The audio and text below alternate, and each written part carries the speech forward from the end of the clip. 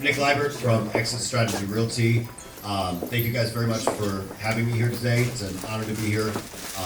I will talk a lot, so every once in a while you might have to just turn the microphone off. I've known Neena for 20 plus years. Actually, now it's closer to, yeah, it's getting up there. A long time. When I was a young buck in the industry, I've been in the business for 26 years, started in 1998 over in Indiana, moved to Chicago in 2001, part-time, then full-time in 2004. Along the way, I've met some absolutely amazing people. Kevin Rocio is in the audience, a very good friend of mine. He's going to be on your panel in the city later this month. Ironically, 12 years ago today, he and I were at the People's Choice Awards in LA. Broke as a joke, literally sitting there going, how are we going to make it? And he's now the #1 commercial agent at Properties.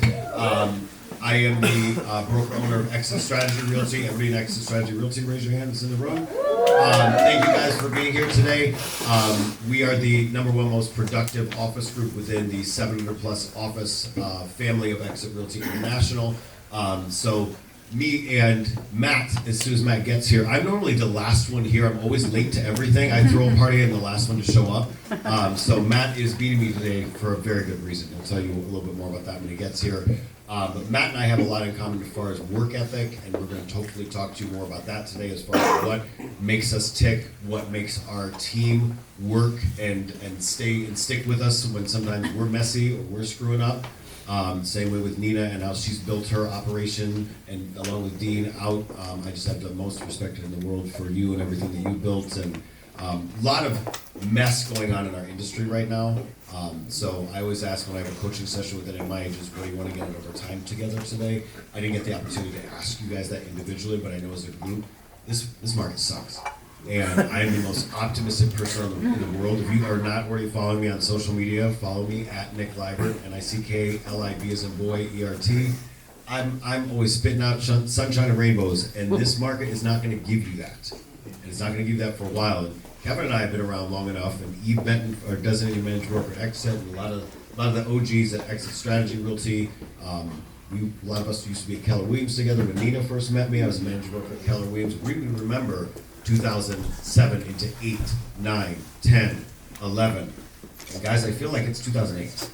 We're going to have a long, rough couple years, and it has nothing to do with one person or another doing one thing or another. It is just the overall market shift that we are going to be dealing with. So it's so awesome to see a room filled with people. And there's the real star today. It's so awesome to see a room filled with people, because I think we're all struggling as a brokerage community to get motivated enough to even get in the room. Because when you're not doing the numbers you were doing a couple years ago, I don't think Darian Veal from my team is here, but Tabrin from my team is here. Tabrin Smith is an absolutely amazing human being. My team was doing a lot more volume in 2021 and 2020 than we are doing in 2024, despite our best efforts. And we're learning how to adapt to the market. And Matt is continuing to kill the market. And I've been really focused on, in my brokerage, figuring out what I can do to help our agents. But we all individually need to mastermind with people, maybe not even necessarily under the same brokerage umbrella, to learn how to survive and thrive in a really challenging market. So let's hear from the real star. Hi guys. We talking politics yet, or what are we talking about? Do we get to that part? The room hasn't emptied yet. What are we talking? What's our topic? Right? We need to say congratulations. Yeah. Matt's wife had a baby. Yeah, we had a baby. Yeah. We're building an army, so I gotta get some new agents. So I'm not good at recruiting, so I'm just gonna keep having kids and have them work at the office. Yeah. So that's my strategy for recruitment. Just have them. What was the question? Baby's healthy? Baby's healthy. 5 pounds, 4 ounces. Her name is Lux, Lux. Lux Laricy. It's got a nice little ring to it. So, yeah. The question was an introduction, but I think we kind of got that. Yeah, I'm Matt Laricy. Been in real estate for 19 years. We just opened up an office in downtown Hinsdale, which is like right here, which I was surprised how quick you guys are to us. Like it was like 3 minutes. Yep. We sold just under $290 million last year for over 525-ish transactions. I started my journey on the south side of Chicago, so right next to Midway Airport, I started working for my father, who started that company in 1978. Our original office was at 79th and Pulaski, which is right by Bogan High School. So when I was a kid, my job, so again, it's in our DNA that we get our kids to work for us. I had to fill out the real estate books. So before they had the MLS, you had real estate books, and that's why if you go to like old school offices in the south side of Chicago, they'll say like, come on in for free listings. And today, you guys may think to yourself, well, free listings are online, right? Fun fact is, guys, you would have to go into an office and then you would ask for listings, and I would give you the book. And the book would be the listings that we had, because every office was different and each had their own. Now, I think it's important for everybody in this room to understand that's how the business was, because a big thing that everybody needs to know is that's where the business is going now. So a lot of the big companies, including Compass and Nat Properties now, which is the same company, they want to withhold listings from everybody else, and they do not believe in consumer sharing. They believe in your listing, your lead. Homes.com, that's their big saying as well. So a big thing and a big trend to watch is, are we actually going to go backwards rather than forward? Because the old world mentality, the New York, the East Coast mentality is always more about like old world thinking. And although me knowing that's how the business was, if you talk to all the owners of the big companies, that's where they want it to go back to. Part of the lawsuit is actually kind of forcing it to go back that way.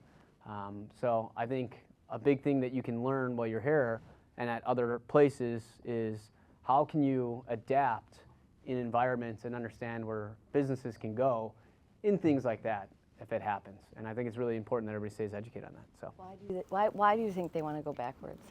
It's simple money, right? So if I own my company and I bring the buyer to my company and I bring the seller to my company, I get paid twice, and I don't pay anything else out. If App Properties brings me an offer and App Properties buys it, I get half and App Properties gets half. So I lose money. But if I keep it in-house, I get it. And if you have, if you're Compass and you got 20,000 agents, that's a million, I don't know how many agents they got, a million? How many? 33. You got 33,000 agents at Compass, and you get 33,000 more transactions on both sides.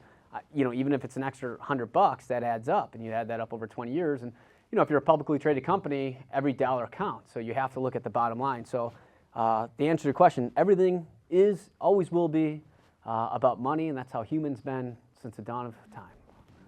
And it's a business, right? Yeah. So a couple of things real quick. We are going to name drop companies, people, sometimes positively today. Obviously, this is a safe space where we're going to give some opinions. That doesn't mean you have to agree with our opinions. We are, brand agnostic in terms of we're from all different brands. There are definitely going to be some things, like I'm going to throw out some technology tools that Matt and I have in common today, like ZenList, that we are very passionate about making sure that our clients have access to the private listing network. There are some companies that may be trying to drop out of they're going to create their own internal private listing network and are going to not play well with others. And that, it is what it is.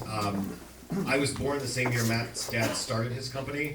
I got into business the year in my hometown. I mean, I'm old, so don't let the Botox fool you. I was started the year in my hometown, the MLS got rid of the books. So I literally sat there with the ladies, the blue-haired ladies at my office that were like flipping through the book and couldn't figure out how to turn on the MLS. And I'm like, ooh, I think I'm going to do well here. And I did. So you've got to realize that times are changing, and they are going to feel a little bit, for those of us that have been around a while, we're going backwards. And it's not a good thing for the consumer. And that's, we've really got to stay consumer focused, where the consumer is losing by what's going on. That's what's going on in the last 12 to 18 months. And unfortunately, we're not just talking about the interest rates, we're talking about what happened with the NAR settlement, et cetera. For the record, just really quickly, is that I'm not hating on any company for doing it. I'm just saying, like, this is how companies are going to be going. And I don't think I think the lawsuit and some of that stuff has pushed companies to want to go that way. And ultimately, a big thing I always tell people in general is, like, we can bitch and complain about where things are at, or you can kind of like adapt and figure out a way to win. Because, like, ultimately at the end of the day, people always ask, like, when's your best year? And people are like, oh, this, and this, and I couldn't do this year because of interest rates, or I couldn't do this because of this. It's like, you could sit there and bitch about it, or you could sit there and figure it out, because somebody's going to figure it out, and it's either going to be you or it's going to be somebody else. So, whether it goes backwards or it goes this way, I mean, who knows? But it's just something to kind of keep an eye on. Agreed. I want to hand it back to Nick, because you talked a lot about the market in the past 12 to 18 months. So take us through what you accomplished in 2024, and also what was different about 2024 versus years prior, and then also how can that determine what we can expect from the 2025 market? So if you guys are on my YouTube channel, I had a video I think a couple weeks ago that I did where I spoke to the Exit Realty East Coast regions, and I was saying that this is going to be a long, bitter winter. I've been calling it a balanced, stagnant market for the last 18 months, almost 24 months, since the first interest rate drop in 2022. I've been talking about interest rate drops since 2019. I don't have a crystal ball, but I did feel like interest rates were going to go up. I couldn't spell pandemic, so I had no idea we were going to get a pandemic. But what I do feel is going to happen this year is you're talking about potentially the privatization of Fannie Mae and Freddie Mac. That's going to potentially bring interest rates up further. You've had the Fed drop rates twice, and yet the interest rates have still gone up. So we are going to be in a world of hurt. What did I accomplish this year to hopefully answer that question? I really dug in deep with my own team and my own office. Matt and I are both independent broker owners. I am part of a franchise group, but it's an international network that is not publicly traded.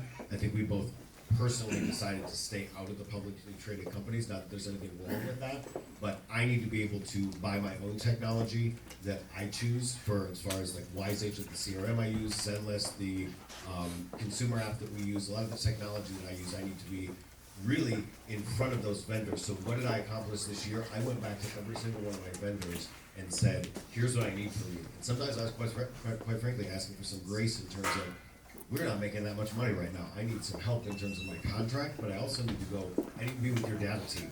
Matt and I both worked closely with Zenlist to develop the Zenlist ZenLink and a lot of that other stuff that we were on beta test for.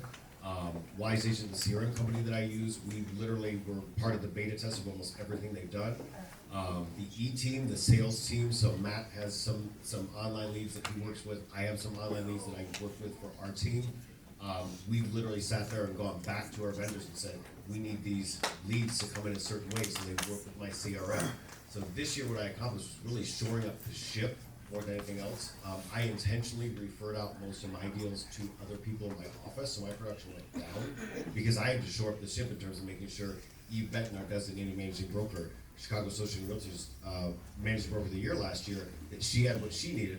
We're still not done with that list to make sure that my office was going to run right, because it's not going to get better. It's going to get worse in the next 12 to 18 months. So technology-wise, getting with our vendors, making sure that my support team had what they needed, making sure that I had the right sales team to start to bring my production back to where it was in 2021 and 2022, where I was selling $2 million a month as a two-person team. Could you just share a couple ways that maybe agents can track their success even when their production is going down? It's funny you say that. I'm pretty strategic about when I bring up a prop. So in my coaching program, Project X, I call it, if you're not tracking, you're slacking. So I track everything, right down to how much water I drink a day. So this is a smart water bottle. You'll see it glow every once in a while up here. I track everything. Where I'm at in terms of literally physically, like where am I wasting time? Where am I spending my time in terms of like workouts, all that kind of stuff. For an agent, you have to be spending 2 hours a day prospecting. We're going to beat you up on that in terms of later today, talking about work ethic and structuring your time. An agent needs to be tracking how many people they're talking to a day, how many people are those, like where do those leads come from? If there are no leads, who are you talking to in terms of mets and haven't mets? You need to be talking to a balance of both. How are you talking to them? Because if you're just sitting there blowing them up on text, that's not enough. They need to be getting emails, they need to be getting other types of stuff, they need to be getting video. Where's Christian, the amazing videographer in the back? You need to be working with a videographer, a company like a social media platform aggregator like I use called RoomView. I talk about this stuff all day. I can train you guys later on that stuff. We need to be tracking how our engagement with consumers is and how we're following up with people over and over. So you need to have a good CRM. Your phone starts as your first CRM, but you need to have a good CRM to track that stuff. You need to be using some apps to track your time. I use an app called Lifecycle. It's on Apple. Sorry for you Android users. I don't think it's on the other ones yet. Don't hate on me for that. But Lifecycle, it's an app that says, okay, where did you spend your day? Because for the agents that I coach, like Tabor, I'm like, okay, well, Tabor, where were you today? I know if he's parked at the office, he's probably not messing around as much as he was at home. That's not to say that we have to be in these beautiful offices that Neena and Matt in his office and his family and I fund for our brokerages and our loan companies, but you need to be somewhere apart for 2 hours a day to truly be engaging your audience. And I don't mean just playing on social media, I mean physical, hands-on contact, wishing people a happy birthday, checking in on them if they're, and I don't care where they live in the world. My best friend, I was out in LA last week, hiking Runyon Canyon with my best friend, literally got evacuated last night. The Runyon Canyon's on fire right now. Checking in with people around the world, making sure they're okay, see what you can do for them as a resource, because guess what? Those people all around the world will be referring you business. The world's a lot smaller than we think. Do you want to share a little bit about your business in 2024, what you accomplished, how is it different, and how does that affect what you can expect in 2025? Yeah, I mean, 24 we did great. It was the second best year we've had, but I mean, I think it's really not about like what we accomplished, but like where is the market going to go? And in 25, I disagree with Nick wholeheartedly on the sense that I think it's going to be probably the best market we've seen since 22. I think the market is taking off like a rocket ship. I mean, sales and showings are already up from where they were at this time before. Interest rates are going to drop. The reason I know that they'll drop, I'm willing to put $1 million on the table to bet you. But there's a guy named Donald T. Trump coming into office here, and if you think he's going to keep interest rates at an all-time high with an eagle like that, you're fucking crazy. Like, I'm sorry. Like, there's no chance. They're just going to harp on him. He'll do whatever it takes to get them down, and they will come down. I'm not saying they're going back down to 2% or 3%. Like, when people tell me that rates are at 2 or 3% or they're waiting for that, I'm like, it's the same story as when your parents told you that rates are at 18 or 19%. Like, those days are gone. But to get to like a 5.8 to a 6.2, I think that's probably where we're going to end up hovering around. I think that's a realistic thing you could get them down to. Yeah, there's a lot of problems with the economy, but there's a lot of big stuff. If you actually pay attention to politics of what's happening, we got a $200 billion investment. We just got another $20 billion investment coming in with the data centers. They're signing people up to pour money into the United States, which is going to make us be able to get inflation down, which is then going to get the interest rates to get down. I don't even care about it. Interest rates could be 20% for all I give a shit, though, regardless. Like, the market's going to take off because of something else called the frozen effect. People aren't watching what I call the frozen effect, and I also call it the domino effect, okay? So essentially what's happening is that the warmer weather markets are kind of thawing up a little bit in the sense that, like, it's easier now to get places. Like, you can get something in Naples who's got 18 months of inventory now that had no inventory before, and now buyers can buy stuff down there. Miami's starting to fall. Look at Austin. If everybody remembers, in Austin, it was the hottest area in the country 3 years ago. Like, you couldn't buy anything in there. Austin's one of the biggest buyers markets in the country right now, for anybody that's paying attention, okay? So what that's happening for is that's making people be able to move again. So how does that affect our market in Chicago? Okay, well, if you're living in Hinsdale or the western suburbs, or you're living in the North Shore and you're an agent out here, and you guys sold properties, you guys have been living under a rock. And the sense is, and I tell this to a lot of suburb agents, the sense that you guys get a listing and it sells like in a day, or like a weekend. And like, the thing I hate about suburb agents is you guys are cocky as shit. It drives me fucking nuts. It's like, they're like, oh, I got a listing, and I'm like, yeah, can we get in? They're like, you could get in at this time. I'm like, okay, but like, this person will buy. And they're like, yeah, we'll buy too. It's like, I remember starting my career in the suburbs, and I fucking hated it, because you have to be like the third broker in until it sells, okay? And right now, everybody who gets a listing in here sells in the day. Let me tell you something, guys. I got 3 listings in the Gold Coast. You guys know where that is, downtown Chicago. It's like, it used to be the most expensive place in the state. You can't give shit away there, okay? Like, I got 3 listings I haven't had a showing on in 40 years. Show me, I would like to tell suburbs, like, show me the time you actually had to sell a property. When was the last time you had to sell property? I mean, like, don't put it on the market, to the strategy, highest and best by the end of the, I mean, when was the last time you actually had to sell something? Where you had to go there, show up, show it 150 times, literally, and then, like, convince these people, follow up them 3 times a week, and fucking close them. When was the last time that happened? Other than the fact that you, like, ignore your phone for a week, you know, 1 second. But my point is, and I'm not hating that much on it, but my point is that, like, those days are numbered. Because what people don't realize is that's not real life. It's not always been the case where you get your real estate license, list a house, it sells in a day, you get paid, and then we get sued because they hate us for it, okay? The reality is we're going back to the time where it's going to take harder for you guys to sell these places in the burbs. Now, I'm not saying that good agents aren't going to last, but I think people who were just along for the free ride are going to go. But what this is doing is it's loosening up. What's happening is people in Florida, people in Hinsdale area, North Shore, are now able to sell their places because they can now afford a place in the warmer climates because now there's actually inventory up there, so, down there. So what's going to happen is these people are going to sell, and they're going to go down there, and then the 2-bedroom person in Lincoln Park is going to be able to sell their place because now they can buy a place in North Shore or the western suburbs, and then the entry-level buyer can then go to get the 2nd bedroom. So it's like it's a whole domino effect of how this is all interconnected. And the more we loosen up the inventory, the more sales are going to happen. And I think this is the first year where we're going to start to really see this happen. And we also have to remember when we talk about this is that real estate goes in 5-year cycles, okay? It's happened since the history of real estate. It's always gone in 5-year cycles. Sometimes it's 6, but it's around 5 years. 2020 was the first year of a 5-year cycle. This is the last year of a 5-year cycle. So what I'm saying is that when you look at this is going to be the last, in my opinion, great hurrah that's really going to change the market. But we are going to start seeing suburbs, warmer climate states, the red states have been crushing everybody else. They're all going to start loosening up, which is going to make other areas like downtown Chicago, which has been the biggest buyer's market in the country for the last 4 years, is going to start getting better. So the migration pattern is going to change because of the 3 pillars, which I'll talk about later. But this is why I think the market's going to be on fire this year. Did you move to the suburbs? I did. So now he's got to deal with these Nailed terrible suburban agents.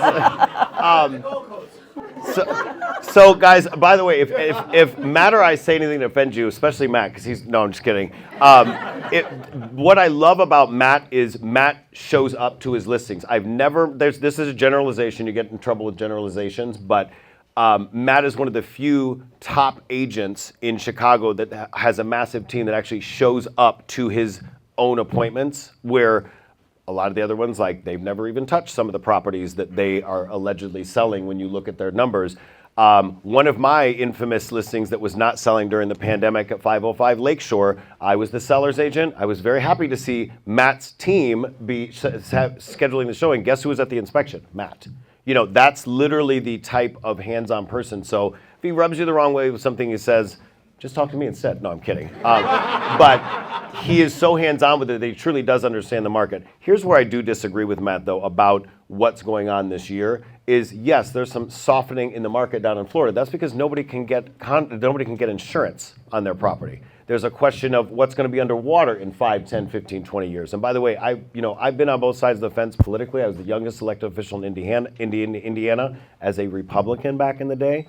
So I can tell you some stuff that I see both sides of things, and at the same time, I don't think that one human is going to be able to drop interest rates. I'm very concerned at what's actually going on, where the chaos theory that's out there right now, when did interest rates drop? Well, I started my first brokerage. I walked out of Coldwell Banker after 3 years as his top producer in 2001 and opened my first brokerage on September 4th, 2001.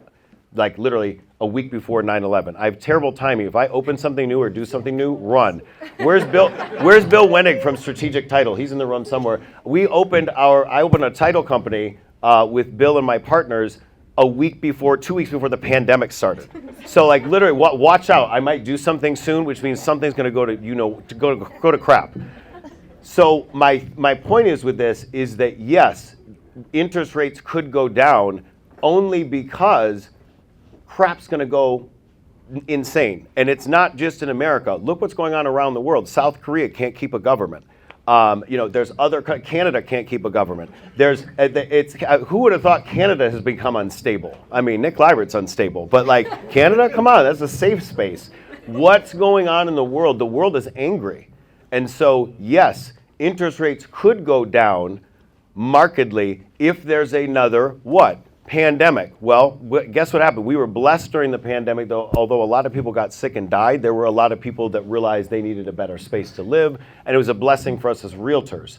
But it may not be a blessing for us with whatever's next. Look at the geopolitical landscape out there in the world. There's a lot of fires out there, and I don't just mean where a lot of my friends live out in Los Angeles. I mean, unfortunately, there's a lot of potential wars, like World War III type stuff goes on, and people are not moving a lot during a world war. Go back and look at those statistics. So I do respectfully disagree with Matt on that.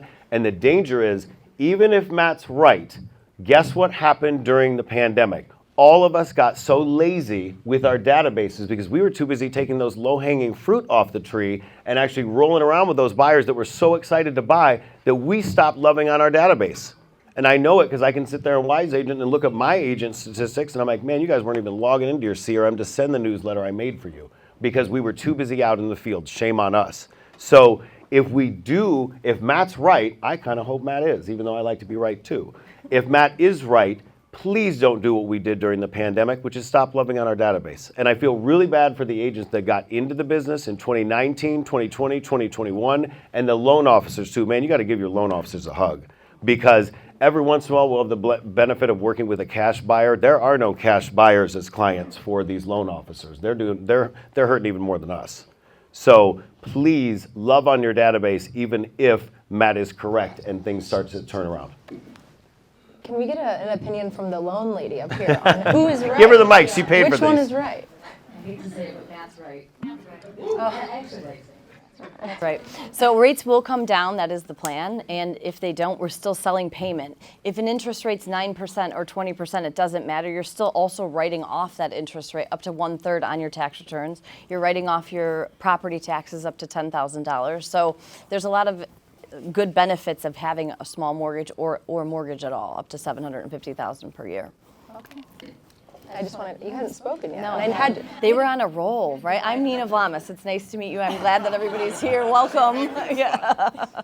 okay, let's talk more about 2025, and I'm interested to see from two very different perspectives on how you're planning for the market. So tell us about your goals for the year, how you plan on getting there. So I know Matt had asked about talking about breaking down your business plan by quarter. So can you share? Yeah, so I think it's really important to understand that, is this off? She always shuts it. I don't know. I don't know what we can't bring you anywhere. So I always look at the market in the 4 quadrants, okay? No matter which market you're in or what area you work in, it's always 4 quadrants, okay? And if you break down the market like that, it's really easy to understand like where the market's gonna go. So when people do talk about like, if you're super bored, you can watch my YouTube page and I talk about where the market's gonna go, and then it happens and people are like, well, how did you predict it? I'm like, I live in Groundhog Day. Like, I'm not a smart guy, I got C's and D's in college, like I'm an idiot, okay? But like, I just like, I don't know, I'm going into 19 years of doing this and the same shit happens every single year. It's like, okay, well, I guess this is gonna probably happen again. And so if you look at that and you're like, okay, well then knowing that this is gonna happen this year, how do I project that my business is gonna be? And then what do I wanna change in my business to take advantage of that quadrant, okay? So the 4 quadrants. So what we did in the 4th quarter of last year, okay, in the holiday season market, what I did is I planned for everything that we knew would happen going into the spring market. So we knew the spring wave. So the first quadrant calls a spring wave. That's January 2nd till the end of May. That's the hottest time of the year, okay? So what we did is we looked at all of our weaknesses and we implemented new things that we would do to take advantage of all the reasons we got fired or anything that was wrong with our business, so that knowing that as we get into the hottest time of the year, that we could turn our strengths into our weaknesses. And that's something we do every year, the year before. It's like, look at what did we do wrong. I literally will email and call clients. We'll go back through and see all the places that we've sold that then sold with somebody else. And I ask them, hey, I thought we had a good relationship. What did I do wrong to make you not want to hire me? And then what can I do to change in the future to win your business again? And like, I listen. Like, I don't argue with it. They're like, oh, we didn't like you because of this or this. And then I'm not like hurt and be like, well, I could have done this. I don't say anything back. I just say, hey, I appreciate the constructive criticism. It means a lot to me. I'm going to work on that. I wish you the best in the future. So what I do is, and we write down all the reasons people say they don't hire us, okay? And then, honestly, one of the biggest things that we learned from it was that people ended up going with their friends or like their cousins or something like that. And one of the things that I know that I don't do well on, I don't like to go out with people. I don't like to go to dinners. I don't like to call and check in like we do emails and stuff. And so what we learned is like we're going to start throwing more client appreciation parties, because it looks like the biggest thing that we lose clients to is like, I just don't think we're doing the face-to-face. The human touch. The human touch. The human touch. And so like this year, we're going to try to implement throwing some more consumer appreciation stuff to try to get back involved with them. We have an event space if you want to borrow. So there we go. So we're going to throw a party here. But like my point is like, so we try to learn on that to take advantage of it. Then in the first quarter, knowing that, we know that the first quarter is going to be so crazy busy that we're not going to be able to implement anything new starting first quarter. So we need to make sure that we have enough people. We took on a new agent. We got 2 new people to help us run our Hinsdale spot.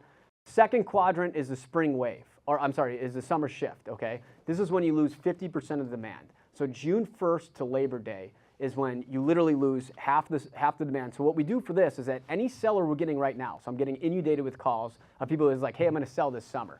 Like, let's target May, June, or July. I'm like, you guys are crazy. We need to target now. And they're like, but I don't wanna move till June. I'm like, that's fine. let's get somebody to buy it and then give you a rent back or whatever. Because we go on in June 1st compared to going on February, March 1st, it's a totally different price point. And what you don't want to do is list that in June, not sell it, get fired, somebody else sells it, right? And that adds up. Like that could add up to an extra $10 million a year that you do or don't do because you didn't set those expectations up front. So knowing that the market this summer is going to be softer is setting expectations to any seller that reaches out to you saying, let's wait till the summer list, you want to get them to the beginning. Then you have the fall market, which is either a fall push or a frightful fall, and then you got the holiday market. So I know that this fall, like last fall, I knew it was going to be a frightful fall. There's nothing happening geopolitically that's going to make the fall market be really tough unless something crazy happens, a lockdown or blah, blah, blah, right? So you know that the fall market will be fine, and then the holiday market, as we all know, is going to be probably dead, okay? So knowing this, as I head into the year, as business comes into me, I look at when somebody says, well, I want to buy now, or I don't want to buy now, or sell now, and then I use my strategy. So one last example really quick is like, we get a lot of buyers that say, hey, I want to buy by April, right? This is a big one that a lot of you guys are going to get. And they're like, I can be flexible, but I don't want to really be in a hot market right now, right? That's a big one you're going to get. They're like, I'm not one for multiple bids. This is probably 50% of buyers I get. I say, hey, listen, there's one or two things that you can go about this. One, just understand that everything that comes on the market today, add $30,000 on top of it. Because if you add $30,000 on top of it, you won't be as mad thinking everything goes over ask price, right? Because if it's listed at 500 or it came on listed at 530, you probably would have bought if it was 530 and went over it. But like because it's 500, you won't go over the 30,000. So like know that if you're a buyer now, know that you have to add $30,000 onto it, and that's how it's going to be. If you're not willing to do that, you're not a buyer now. However, what you could do is extend your lease for 6 months, and then you could buy in the fall market when the market dies down, and now you could get a better deal. So then I get probably half my buyers that come to me, I push them to the fall, okay? So I call it punt, we punt the buyer. So then in the fall market, people are like, Matt, how do you do so many sales in the fall and you don't have a dip off? Well, what I do is I punt my buyers to the fall that don't want to be involved with multiple bids, and then I touch base with them twice a week, every single week, until it comes a time to buy. Next you know, they're buying again, and then we're crushing the fall with buyers, and people are like, how do you always have these buyers? It's like, well, it's because I delegate my buyers correctly throughout the quadrants. So it's so important to understand how the year is projected to go, and then understanding what your clients' needs are, and then fixing that around them, and that's how you can win. Another point is if it's only $30,000 over and you have a buyer, so if the purchase price is $500 and realtors, you guys are waiting 6 months until it goes down or they're ready, I can always show, and then we can show a $30,000 differential in the payment, which is going to be very, very minute, plus the tax savings, which is going to help get that buyer in there sooner. I want to go back real quick before I answer the question to the overall market outlook. There is never, in my opinion, a wrong time to buy. It's just a matter of terms and price. So in terms of my market outlook, the value of real estate is the exact same that it's always been. It's the tax credits. It's the long-term appreciation. It's paying down on the mortgage versus throwing away your money on rent. So don't think that I'm negative about buying. I'm negative about the number of units we are going to do this year, but the value of buying has never been higher because look at how expensive it is to rent, and that's going up much higher than our interest rates are going up. So I wanted to just clear that up real quick about the power of buying. So as far as like our 2025, and it's ironic that I refused to look at the questions before this, so Matt and I were totally different. Matt liked a couple questions, wanted to add some that I think were very good now that I'm looking at them. I like to go into something like on a panel discussion. I'm like, I don't know what's going to happen. So I wanted to do that knowing that Matt and I have a lot in common. I also speak in quadrants. So my entire coaching program, Project X, is literally an X. It's quadrants. So we didn't plan that. I actually didn't know you think the same way. There's a lot of people that are, of certain mindsets that are high achievers that think in quadrants. I don't know, dissect our brains. But the way we do things at X's Strategies, we do things by quarter, and every quarter has a focus so that we really in winter, so we're just passing through that holiday cycle, we try to make things really fun towards the end of the year because we realize that everybody else is they're gonna tune out on a home buyer seminar. They're really focused on like friends and family, so we wanna add into that mix. So one thing that we're really good at is we do those consumer events for our agents because we know darn well it's hard to rent out a movie theater and actually get the movie theater filled if it's you're 2 or 3 agents trying to do it or one agent doing it solo. So we do it for our agents. So we love on the consumer all through the fall, and then that way January 1st, it's go time. When we know the market's a little slow for us, we're actually diving into the meat and potatoes. So this month we're talking about wills, trusts, and estates, and a lot of that meaty stuff, diving into the mortgage loan products because particularly when it is inexpensive to buy. My agents in my office that are doing the best right now have not pivoted, but they've evolved into talking about the down payment assistance programs, the grant programs, the Skylar Lemon. Some of you guys know Marky Lemons Rial. She's an amazing international speaker. She's with our office. Her son Skylar is killing it as the down payment grant assistance king. So there's all different ways to focus and make things meaty in that first quarter. Second quarter, you're going to probably continue a little bit of that, but you're also going to go into loving on your past clients, figuring out what they need. So kind of going back into, now that we've dove into all this meaty stuff, what do you need from us, and tailor those second quarter events to that. Third quarter, it's warm out. Second quarter into the third quarter, we really try to focus on outside stuff, even though it's risky in Chicago. So we have a boat share. We do all this other cool stuff to engage our clients. We try to do outdoor parties. We're going to do a winery thing again this year like we did a couple years ago. And again, that third quarter, then we're shifting back into fourth quarter. We go right back into those traditional events, the fun stuff for the holidays. Where we fell off and where we need to go back into for 2025 was the consistency and the frequency. One of the things that Matt and I think have in common is I'm a book nerd, so I read this book called The Miracle Morning over and over and over again. Hal Elrod, it's an amazing author.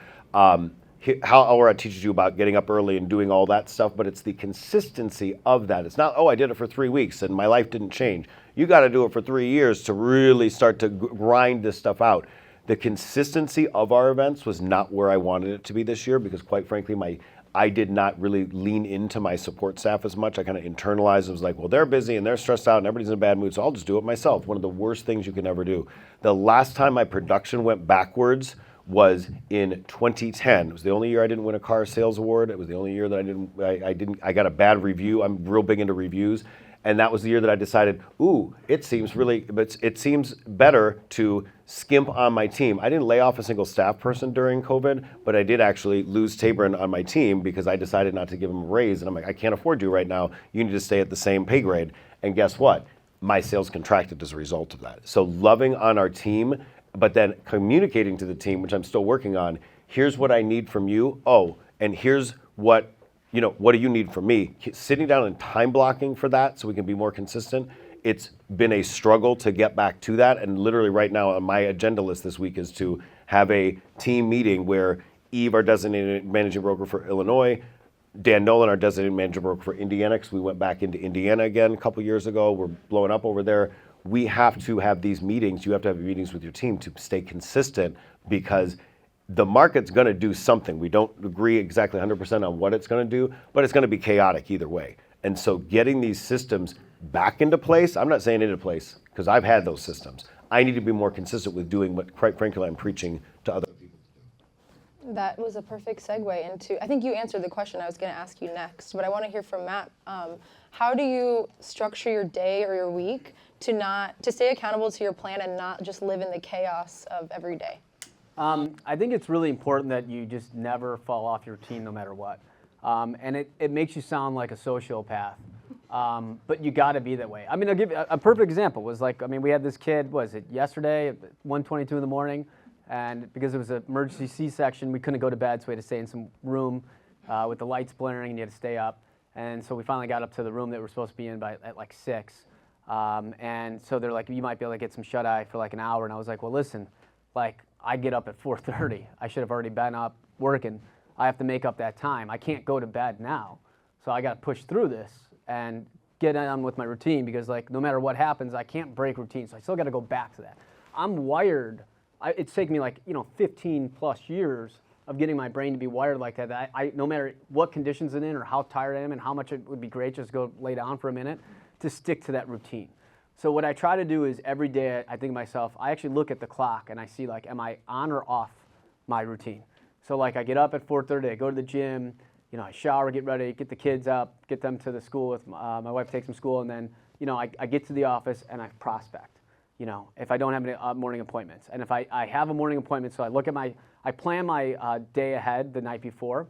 So what I do is I look at what's going to come in, and then I look at my calendar. I'm like, okay, well, like I know I have to prospect at least 2 hours, and I follow up my past leads, and I put it on the calendar where I think it could go. Now, of course, during prime time, busy season, I get a listing appointment, and that's prospect time.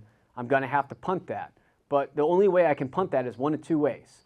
One, I'm going to have to get up earlier and prospect, or two, I'm going to have to stay at the office later. but I will not leave until prospecting is done, no matter what, okay? So if I got to get home at 2 in the morning because I was so busy that day I couldn't get to my prospecting, I'm going to get home at 2 in the morning and I'm going to lose a couple hours of sleep because I got to stay on the routine. And I do that. So then when I finally get back from the office, which is normally around 8 o'clock at night, I cook dinner for the family, put the kids to bed, my wife goes to bed, I stay up on the laptop answering emails till about 12, 12:30, go every single day, 7 days a week. There's no difference, there's no time off, there's no days off, there's no holidays. I did the same thing. Now again, there was a Reddit thread about me when I posted my days off the other day with a lot of people talking a lot of shit about it. And I'll tell you, like, listen, yeah, when you read it, it does sound like a sociopath, but like, here, at the end of the day, here's a perfect example, guys, and just because it's so recent, it's great, is that like, so I had a kid yesterday, and I was a little bit behind what I normally am, because I was catching up, and I lost $2 million plus listings, because I didn't get back to them within 3 hours, okay? And they're like, hey, listen, somebody else already answered us, we had 2 referrals, they were a little bit quicker, so we decided to go with them. That happened twice. And I was like, fuck, man. So I was trying to get them back. I like sent them a picture of the kid. I'm like, come on, like cut me a little slack, you know? I was trying to play like at the strings, you know? They're like, they didn't care. And here's the thing is like, that's gonna be $2.5 million. I'm gonna chalk up on my thing. So when I look at the end of the year, like where did I lose business? That's 2.5 already on the board that I lost. And it's like, okay, well, if I slack off every day, right? And I look back at the end of the week, it's like, think about that. That's one day that I missed. I was a little behind. We're talking I normally have less than a 4-hour response time. I had less than a 3-hour response time on them, and I lost $2.5 million. If I did that 7 days a week and I lost $2.5 million, right? We're talking you're losing over almost $20 million a week, right? Times 52 weeks, how much business are you losing? So when you look back at your year and you're like, well, I can't believe I'm down $10 million. I do this with Catherine and the rest of my members of the team. Like, well, you were out to dinner at 6:30 4 times this week. Okay, and how many people can see places at 11 o'clock in the afternoon on a Tuesday? Not many. I don't know many, but I'll tell you right now, most people could see stuff post 5:30. So if you can't do it at 5:30, guess what? There's 42,000 other agents in Illinois that can, okay? And at a certain point, you miss 1 or 2, they're gonna go to somebody else, and you're gonna think, well, it's whatever, fuck them, it's one buyer, it doesn't matter. It's like, okay, well, that's one buyer this week. It's maybe $500,000. You think about that, that's one buyer, $500,000. If you're good at your job, you're normally going to get at least 2 referrals. So that's 500, so that's 1.5 you just missed, okay, minimum. And that's not even talking about each one of them referring you more and more, right? So you're looking at, if you do that 10 times a year, where you miss buyers and you lose $500,000, you're talking losing over $2.5 million plus referrals off that. And if you do $10 million a year, that's a fourth of your year. So that's why I count days off in my office, because I hold you accountable. So then when you look at the end of the year, like, well, I'm not where I'm at, it's like, well, look how much time you took off. I literally took this from dieting, because I'm always like a weirdo with like what I eat and stuff like that. And then I'd be like, I don't know, man, I fucking feel like I gained a couple pounds. And then I would hold myself accountable. It's like, all right, well, I used a bunch of mayonnaise. I ate pizza like twice this week. It's like, I was like, but I ate healthy the rest of the time. It's like, yeah, but you fucking ate a large pizza twice. like it's going to add up quicker, right? Like, I'm just saying, like, in general, is that like, that's how you have to look at life. It's like these little days, these half days here and there, they all add up. And we are in the only job in the world where we never get held accountable. Okay, because if you go work at a Fortune 500 company and you decide to cut out work at 3 o'clock twice a week, okay, you don't work weekends, and then like, you know, you're never showing up, your boss is gonna fire you, okay? And that's just gonna happen. But in our industry, the only thing that agents, brokers care about is if you bring in money. Whether you bring in money, you don't bring in money, you're still paying dues, and you're gonna cut them a check. So they don't give a shit if you succeed or you don't, because the checks are coming in.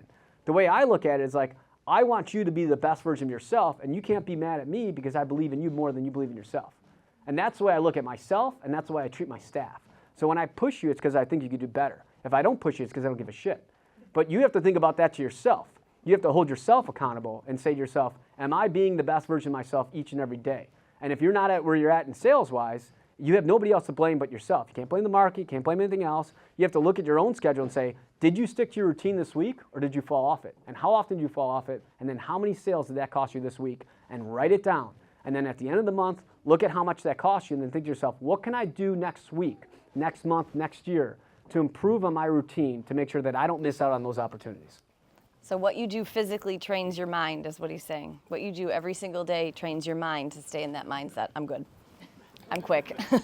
So it does take 21 days to make a habit. I did not read the Reddit thread, but I remember when you posted that, and I know in general, I'm like, I'm going to only slightly deviate from that because, again, part of the reason why we are both successful, we've taken different career paths. I'm obviously more on the brokerage level. I'm growing out other agents. I've done my thing with the sales awards. I still like to get one once in a while, but it's never going to be that big because I'm growing out other agents. He's growing out his individual team, but he doesn't want his brokerage to be a big giant thing like mine. That's the difference between us.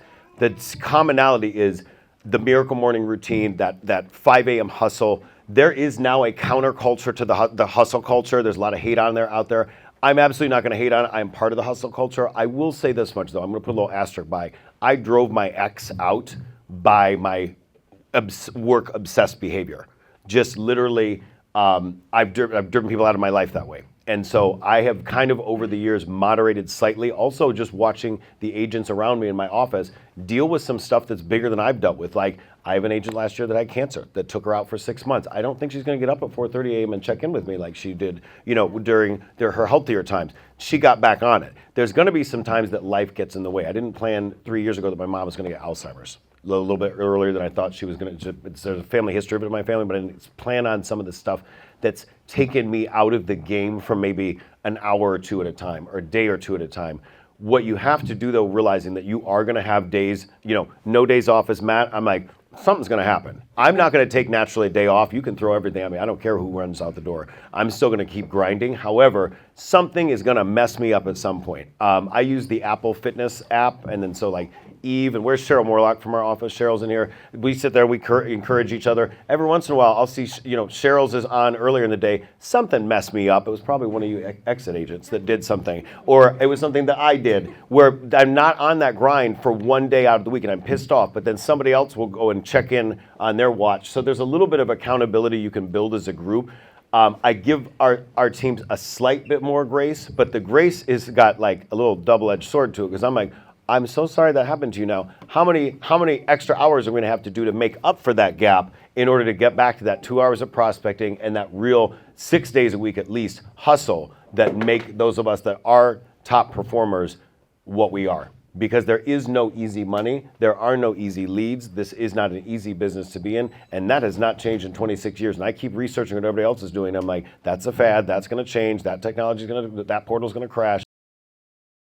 The hustle culture has a place in your life. Just realize that life may get in the way a little bit. And if you give yourself some grace, then you got to get back on the grind. The only thing I have to say, though, really quickly on that, because that's a big thing I also read about a lot, was the hustle culture. It's like, there's never been a time, like in our DNA of history, where working hard hasn't been the motto of our lives. The last 4 years, we've gotten extremely soft. And it's because times have been good, money has been very fruitful, everything's been easy overall. I get it, some people are going through some hard times and stuff like that. I'm saying overall is like humanity looks at stuff. And I remember in 2009 when 50 people would apply for one job. I remember when again, going back to the suburbs, when every single house in the subdivision would be on the market. Every single house. Not just one, every house. And you couldn't give these houses away. So I remember that, and I never want to have that feeling of being broke again, so I work hard. And everybody around me wanted to work hard because nobody wanted to be hungry, okay? Now all of a sudden we're taught to sit back, relax, it's all going to be fine. For the rest of our lives from here on out, it's going to be a great culture, it's going to be easy to make money, and you'll never have to work for it. And what I tell my people is markets go in cycles. Could it be 2 months from now, it could be 2 years from now, it could be 8 years from now. We're going to hit a time very soon, very long, who knows, where it's going to be extremely hard to survive. And I'm not saying it's going to be apocalypse. I'm saying you're going to have to work really hard, and you're going to really have to tighten your belt on your budget. And you're going to have to deal going against people like myself who are already have it in our brains and are wired to win. And if you loosen and soften up too much, it's going to bite you in the ass, and it's going to make your life so much worse when times do get tough. Because whether times are tough or times are great, I don't give a shit. I always tell people, I'm going to win because I'm a winner. I will do whatever it takes to win because I will always win because I'm going to work to win. For some reason today, they're telling you not to work. And I'm telling you right now, that's the quickest recipe to be a loser. And if you want to survive in this business, there is 42,000 agents you are competing with. No matter how great you think you are, there's always going to be somebody that's better than you. Always. And that's why it's so important to not think about, I'm not saying you can't go to soccer with your kids and shit. You don't have to be a psychopath like me, okay? I'm just saying that like you need to kind of focus a little bit more on the business aspect, because the biggest problem that we have and the reason we were sued, okay, is because people see us as like the selling sunset girls. We go out, we get fucked up, we put on nice outfits, you know, we're sitting on a yacht. Whoop! I just sold an $8 million house. I made $340,000. And the consumer's sitting there watching TV and they're like, well, I make $55,000 a year. I work 9 to 5. Fuck this person, right? And that's why people hate us. So it's like, you know, do you want to be projected as that, or you want to be projected as somebody that works hard? And I think that's what's so important, is that, like, again, you don't have to tone it down up as much as me, but you have to realize that, like, you get into this business what you put into it, okay? And you got to keep doing it that way. Hard, but I don't know how you guys operate with no sleep. I go to bed early. How do you go to bed at 12 and wake up at 4:30? Do you just drink coffee? You sweat a lot. I think you can train your body and mind to do anything. I mean, my wife makes me see a doctor now and then to like see it, and they're like, listen, some people are just built differently. I really believe that you listen to your body, right? And if you need 8 hours of sleep, and your body, I mean, everybody's going to be different. Everybody's going to have a different body. And if you need 8 hours and you cannot function without 8 hours, you just can't, and you try it for 21 days and it doesn't work for you, then you figure out how to make the most out of the other hours that you're up. You're going to have to cut some things out of your life to succeed. But like for me, I've trained my body that I can survive on that and be very good. Now, if I get 6 hours of sleep, I'm fucking really crabby to be around, like really crabby. But like, again, you have to see what you are, and no matter it's 4 or 6 or 8 hours, make the most of every hour that you do stay awake for. Yeah, you do need a lot of sleep. You don't sleep. No, so I don't that, sleep I've at learned all. To be Yeah. successful, I don't need to sleep, but Yeah. I don't know how to do that. that was actually great. Well, let me tell you, as your body gets older, at least for me, so I've definitely had to shift in. Some of you guys that follow me on Instagram know I've had the same friends for a decade or more. We used to party and go out and do all this crazy stuff. Kevin was with me for a good fun time or two. My body has shifted. My priorities have shifted a little bit, so I need more sleep than I used to. I use a sleep tracker. It's actually the companion to the Life Cycle app. It's called Sleep Cycle. My friend Brent got me into that. I do track that stuff, and I've noticed I need a little bit more sleep than I used to. So what do you need to cut out in order to get back to that 2 hours a day of the grind?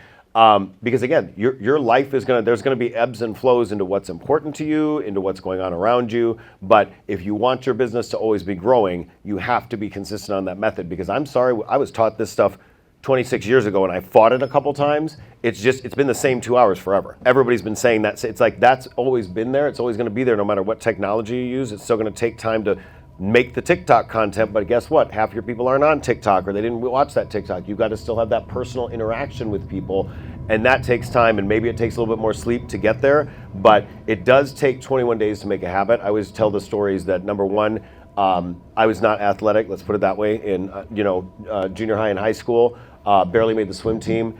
I'm now a marathon runner. And I've gone all around the world traveling, doing marathons. I did not run a mile until I was way past college, and it took years of getting used to running and wanting to run, and the endorphins that you got from running and that kind of stuff. As far as an early morning routine, a lot of people I get pushback on that. I'm like, look, I grew up in a home environment before my dad left our family. He actually was perpetually unemployed, so I'd wake up at noon because my dad waked up at noon. I'm like, why are the neighbors going to work so early? Oh wait, they work at a factory. Well, why are we so broke? Because we don't work at a factory. So I had the worst habits growing up. And what industry did I start in and stay with the entire? So all I've ever done is real estate. Oh, I'm a realtor where you can still sleep till noon, but you will still be broke, just like I was growing up. So I had to teach myself by finding other people to mastermind with that, boy, it's ironic that it seems like everybody that, I'm a certified coach with Brian Buffini. Brian Buffini gets up earlier in the morning. Then I went to the core coaching program. Everybody in core is crackheads. They get up at 4 in the morning. I'm like, what is going on? All these rich people get up at a certain hour. Even Kim Kardashian gets up at a certain hour. I'm like, damn it, I can't get rid of this habit that I'm going to have to work with. So if you can find a way around it, bad props, talk to me in a year when things shift, and I'm probably right. This is the point where everyone really should pull out their phones, because we're going to get spicy with this one. We're going to talk about politics. So See everyone soon. Nice to meet you. I expect some differing opinions. So, in your opinion, as unbiased and non-political as possible, can you share how you think the 2024 election results will impact the market this year? Yeah, I mean, listen, at the end of the day, when it comes to politics, you're going to offend 50% of people, which side you sit on. You know, so, I have clients on both sides, and I don't think it's my place to say where I sit.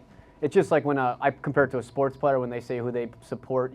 If you don't support the same person, you automatically hate them all of a sudden. So, like, to me, I can tell you that I love everybody. I love everybody's opinion. I don't give a shit what race you are, what sexual orientation you are, what political spectrum you sit on. It doesn't matter to me. Who am I to judge somebody based off whatever they believe in? I don't give a shit.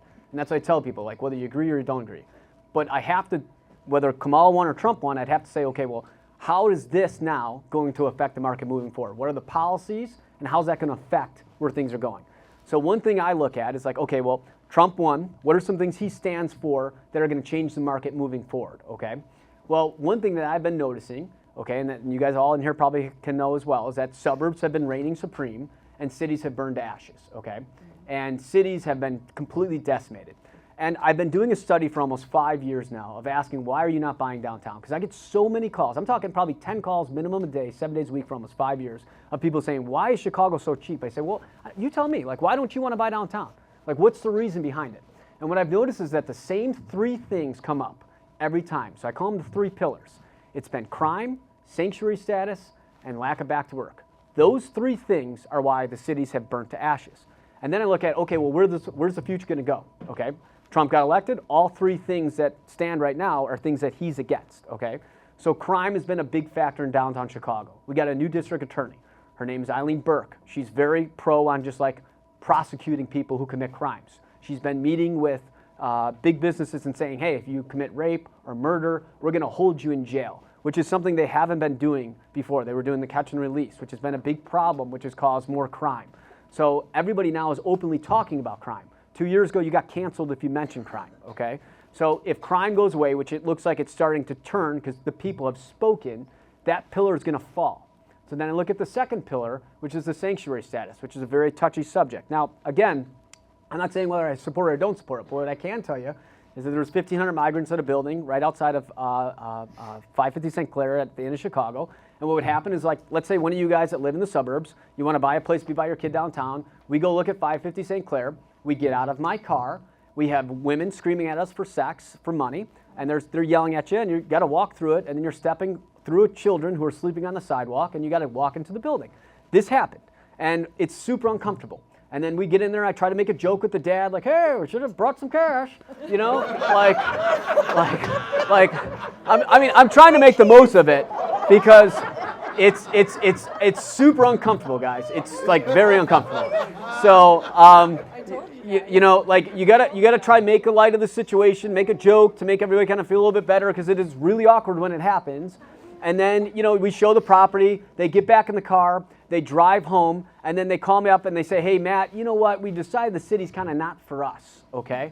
And then the third thing that would happen was the lack of back to work, WFH. That's what everybody's been talking about. Work from home, we're never going to work again, we're all going to be living, you know, in caves in the middle of Iowa forever, blah, blah, blah. And now RTO is the new buzzword, right? Return to office. So one thing that Trump supports is federal employees going back 5 days a week. It's a big one they do. I will tell you right now, people go back 5 days a week from the federal government, you will see every single business follow suit because most business owners have been itching to get there. And if that happens, it'll mean the third pillar falls. And by the way, the Inn in Chicago got closed down, et cetera. And now I brought a couple there the other day, like, wow, this area is so nice. What a difference that's made. The downtown markets are down 35% in general in pricing. Our pricing downtown Chicago has gone back to 2012 pricing. You guys tell me a suburb over here that you could get the house for the same price people paid in 2012. Somebody tell me that, if that's possible. Can you even imagine that? That's where pricing is. And I'm a big believer now if these policies take place, which are things that they support, is that cities are going to rise from ashes like Phoenix is. All big cities in the country have been completely decimated. There are zombie wastelands that are like apocalyptic. You drive down State Street right now in downtown Chicago, which was a once blossoming place. Stores everywhere. It is a zombie ghost land right now. And what will happen is if people feel safe, they're going to go back down there, they're going to go back to work, okay? You're going to have nobody stopping the offices from going there. They're going to want to go grab something to eat. They're going to eat, and then they're going to want to go, well, I got 30 minutes left, so I want to go shopping. And that's going to make stores open up, which is then going to turn cities around, which at the same time, if we look at those policies and cities rising from ashes, it means the suburb markets will start loosening up. because the 22-year-olds that are single, that are buying places in the suburbs, is going to stop. That's unnatural, guys. You have to look at where the market is. Like, is it natural for a 22-year-old, non-married, no kids, to be buying a $4 million, 18,000 square foot house in the suburbs? Because that's what's been going on. Like, do you think that's going to last forever? Like, the whole reason cities exist where people are like, well, I want to live my life down here, enjoy it, blah, blah, blah. But there's been no market for that. I'm talking no market for that. Like, if I get something on the market that's a 2-bed, 2-bath for $500,000 in downtown Chicago, I can't give that thing away. Literally, I can't give that thing away. Show me a $500,000 single-family home in the suburbs that sat on the market for more than a week, right? Like, so like, we look at these policies, and you have to say, these pillars are going to fall, cities are going to rise, and at the same time, the suburbs are going to start softening. I'm not saying it's going to drop crazy. I'm just saying it's not going to be as easy as it was in the past. So Matt speaks in pillars. I'm going to talk to you just about a pendulum. And so I'm a student of history. My undergrad was broadcast journalism and communications, and I poli-sci, studied a lot of history. And in those poli-sci classes, we were always talking about pendulums. And so right now, we're in the middle of a pendulum swing politically. We're also in the middle of a pendulum swing economically. And so it's always going to go back and forth. And I think we've seen some harsh pendulum swings. I'd almost relate the last couple of years to like the late 70s. You had energy crisis, you had high interest rates. What did you go into from there? An era of capitalism, some would say greed in the 80s. And so I'm always looking at, okay, who's going to win? Who are going to be the natural winners? Well, those are the low-hanging fruit for you that you can grab easily. Who are the people that are going to potentially be losing? Those are the people that you would do extra outreach to try to help. So if it's going to be high interest rates, you're going to try to help people with down payment assistance programs. If it's going to be foreclosures and short sales, you're going to go work with them. I'll tell you, the downtown market to me, it's slow, but I remember when the entire market was garbage, which was 2008, 9, 10, 11, when, you got to think about it. Most of the biggest brands out there that are growing the fast right now, were not around during that era. Most of the top agents in Chicago, no offense, were not realtors during 2008, 9, 10, 11. I was climbing into windows on the south side of Chicago as a gay guy with blonde hair, climbing into windows to get into foreclosures that had squatters in them because I was an REO agent. I was lucky enough to get an asset management contract. That was when Chicago looked real bad, guys. So, this to me, the downtown stagnancy, I agree with Matt. There's going to be a turnaround. There's going to be a revival of all America's major cities. Chicago never had the true downturn that New York did. Look at New York in the late 70s. Go watch some of the Donald Trump documentaries about how Donald Trump started to make money. New York was a garbage pit, and he went in there and did stuff with the Plaza Hotel and all this other stuff that nobody was thinking of doing. Every major American city is going to have a renaissance. I don't know when exactly it's going to be or how. Is it going to be because we're going to get tax incentives? Is it going to be because people are going to start getting bored in the suburbs? I have no idea, but look how the suburbs blew up and thrived during the pandemic. It's a pendulum swing.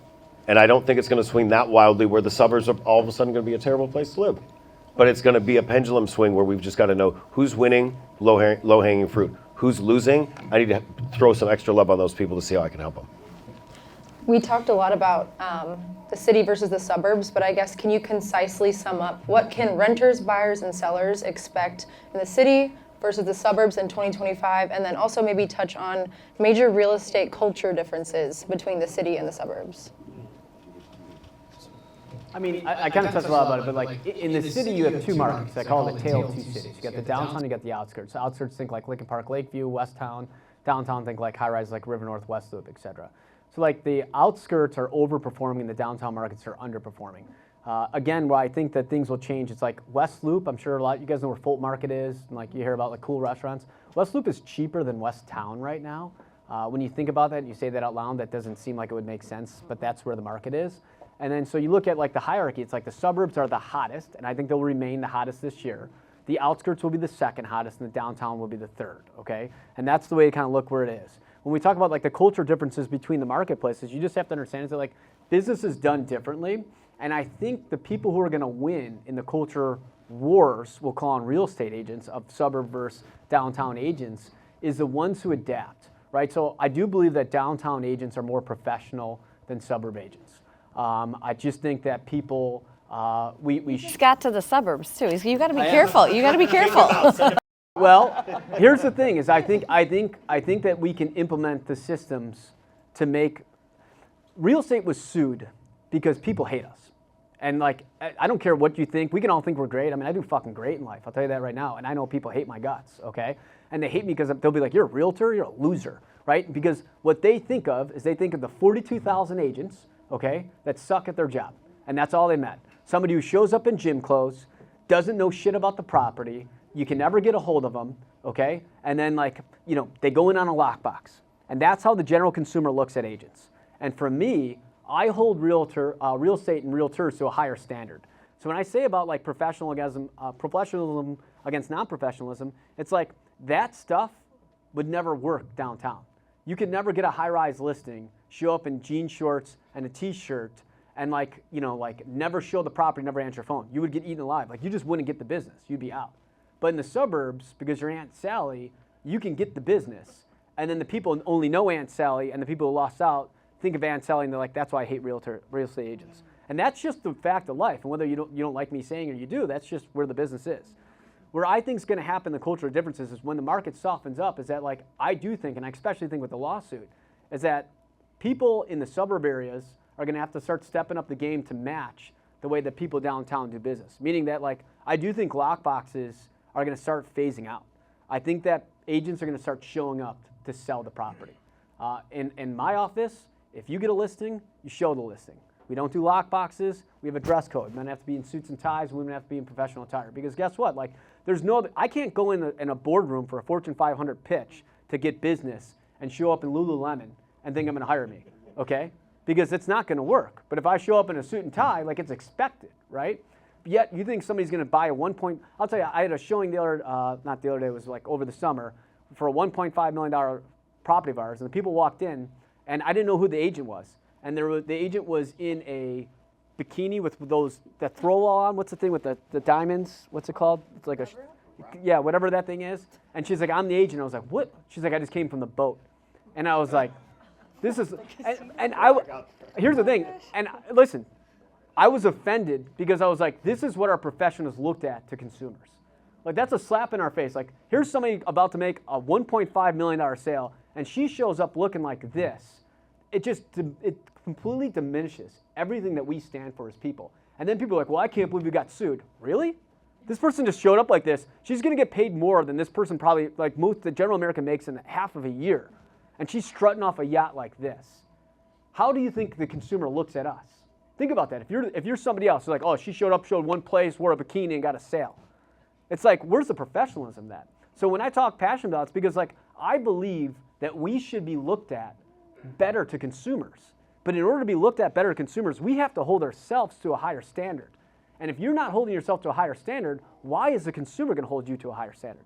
So when we talk about culture wars, like stuff like that just would never last downtown. Like that agent was from the burbs, by the way.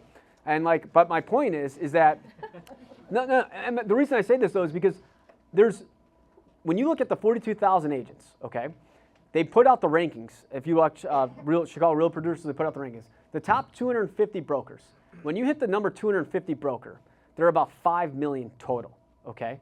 5 million total for number 250, okay? Think about that. There's 42,000 agents. Where are the rest of the people? Think about that. Where are the rest of the people? There's what, 100 and some odd people in here, yeah. Right? So like you think about where that is, and why are the people in the top 250 always the same? It's because they hold themselves to a higher standard. And if we change the way the business is done, and we talk about culturally of like upping the game of how real estate is done, yeah, we won't be beat up about getting charged. You won't get beat up about like, why are you worth this amount of money? They'll just know that's what you pay.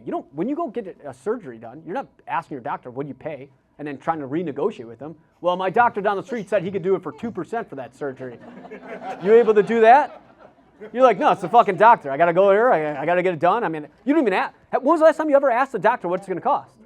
Have you? I don't know about you. Every time I'm on an interview, what do you charge, right? What is your commission? First thing they ask before I even take my shoes off. They're like, how much have you sold here, right? But like culturally speaking, if we're able to project ourselves into better ways and carry ourselves to a higher standard, it's just like it costs what it costs.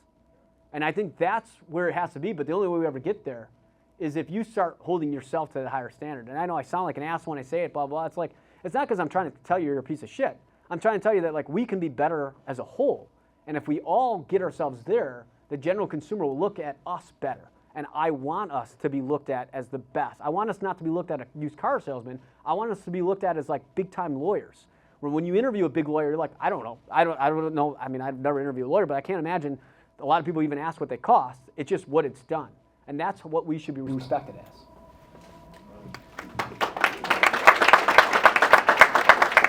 One of my favorite things in the summer is to have a showing with one of Matt's agents, and it's like 97 degrees out, and they're in a full suit and tie, and they're drenched in sweat, and I roll out of my Tesla, and I'm like, oh, it's so nice in my Lululemon dress pants. They do make nice dress pants, and a tight polo shirt. But other than that, here's what we have in common. You go to one of my listings, Tabron's in here, you know every single thing about that condo association. You know the reserves, you know the rental cap, you know the rental policy, you know whether they allow dogs, what's the weight limit on the dogs, et cetera, et cetera. You go to one of Matt's listings, his agent will tell you that. We have a QR code for that. We know our crap. Our agents know our crap because guess what? Now after we got sued, because a lot of agents are dum-dums, both in the city and the suburbs. I don't know what you're talking about. I'm rolling into downtown listings. There's a crusty-ass lockbox that nobody can open. Or the agent does show up from the boat, and I love it when they try to dress up, but then they don't know anything about the listing. Go home, put on sweatpants, and find out what's going on in this place, and send it to me in a text. I don't care whether you show up or not. Know your property. Why do I know more about this building than you? This is ridiculous. Our industry is an embarrassment at moments. And I can't tell you that I'm always 100% on my game, but more the last couple of years that I've been watching in the field the mess, and I just felt, I'm like, I think we're gonna get sued. Oh, I think that lawsuit's actually gonna go somewhere. And then sure enough, here we are. We have to be conscious of that. And you know what? Show your fellow agents some love. What we do when we're out on listing appointments or when we're out on buyer appointments and the agent is struggling, I will send them my condo blog. Literally, I'm like, next time, could you do me a favor? This is what I use with my listings. Little love. Join Exit Realty if you need some help. But I mean, like, I'm not even trying to recruit them. I'm just like, oh my God, please fix this because this is embarrassing for everybody. And I get clients that get back in my car. They're like, how are these people realtors? I'm like, how are they sleeping in their car at night? Like, how are they breathing?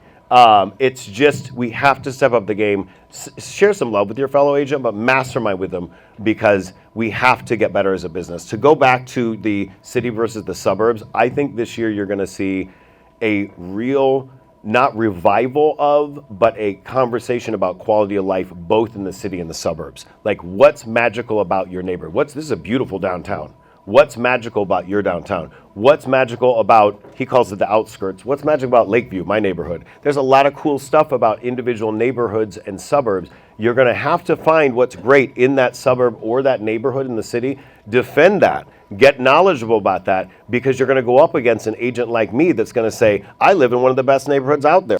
Sing for your supper, sing for the neighborhood, celebrate the neighborhood that you're in, whether it's a city or suburb.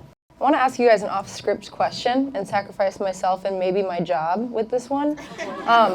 Can you both tell me why you moved to the suburbs and why you secretly moved to the suburbs? I feel like you both kind of behind the scenes moved here.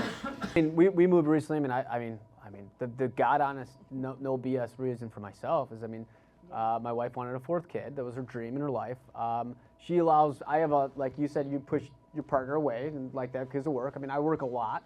And my wife is okay with that, and she understands. We started dating when I had nothing, and I lived at my parents' house, and she lived at her parents' house, and we do sleepovers at her parents' house, and I did that till I was 28 years old, because I wanted to save every dollar instead of, because if I would have rented, that was, that $1,500 a month was money I could have spent in the business, and so she believed in my dreams and gave me what I wanted, and she did it, and she supported that, and she knows who she married, right? And her dream in her life was to have 4 kids. I wanted 0 kids, no dog. We have a Great Dane and 4 kids now, right? And she just told me that she wasn't happy.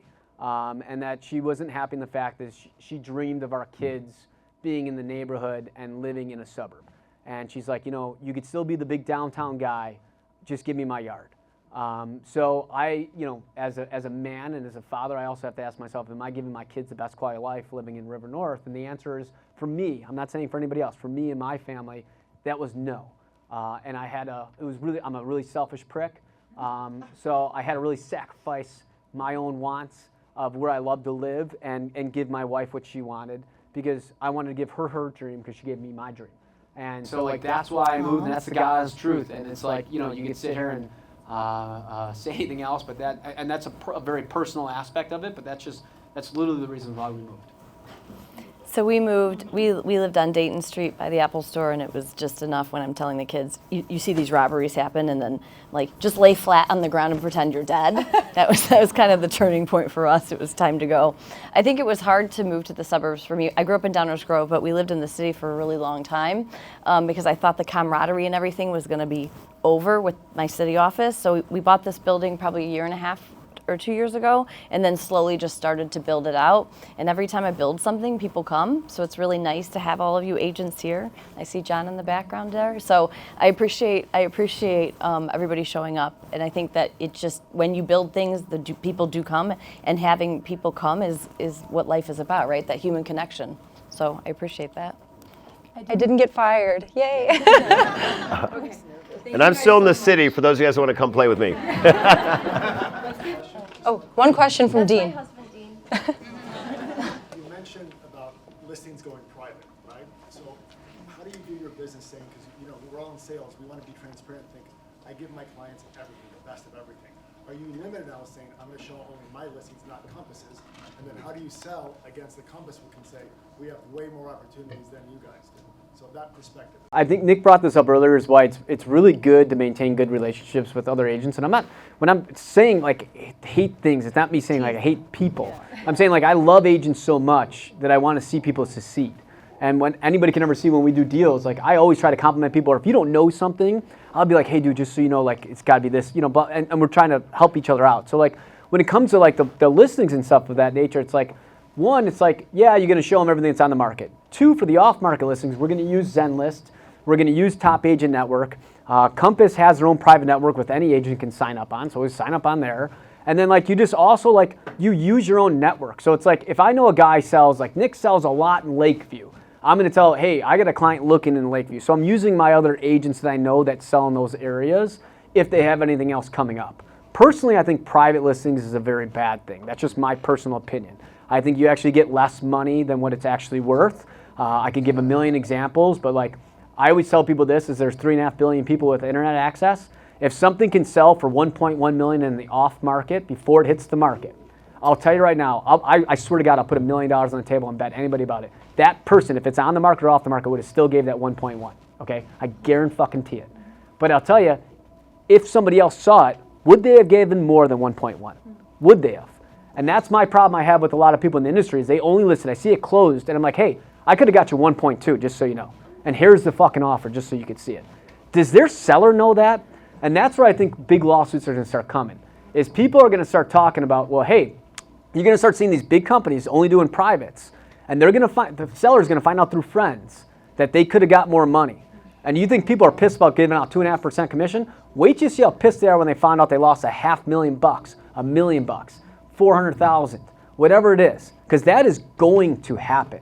And I see it firsthand because I will tell you there's so many times where I make an offer way over ask price and like we're already sold, and then it closes and my clients fucking put a suit against the guy because they're like, hey, you didn't present our offer. And that was in the off market. So that's where I think it's going to be a big problem in the future, is that like this hiding of listings is very non-consumer friendly, and I'm a by the book guy. I think we should be open and transparent about everything. And that's why I think pocket listings are a very bad thing. I agree with him about private listing network, how to get around it in terms of using ZenList, talking to agents directly, Top Agent Network. I want to say one more thing. I abhor the private listing network for not only the reason that Matt says, that I don't think you're getting your client top dollar because they're not seeing it, not all eyeballs in the world are seeing it. I want to go even deeper with this. I think it's discriminatory. I think it's discriminatory against the consumer, and I think it's discriminatory against the agents that don't understand the tools, that are not at the right brokerages, that are teaching you about the tools, that don't have the proper education. So you're basically getting an entire class of consumer, regardless of geography or race. You're getting a class of consumer that is losing out on opportunities, and that's discriminatory. I don't stand for that, and neither does anybody else up here. Thank you, guys. Thank you.